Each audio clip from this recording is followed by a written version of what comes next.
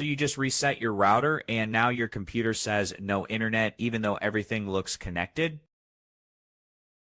Don't worry, in this video I will show you how to fix it step by step. First, make sure your device is actually connected to the router either by Wi-Fi or an Ethernet cable. If it says connected but no internet, that means the router is working but it's not getting internet from your service provider or your system has a network issue. Let's start with the basics. Unplug your router's power cable, wait for about 30 seconds, and plug it back in.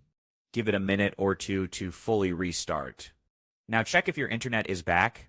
Still not working? Press Windows plus R on your keyboard, type CMD, and hit Enter. In the black command prompt window, type this command, IPConfig/release. Then press Enter. Then type IPConfig/renew and hit Enter again. This refreshes your IP address and might instantly restore your connection.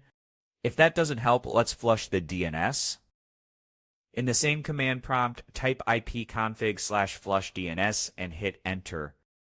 This clears any old or corrupted DNS cache that might be blocking your connection.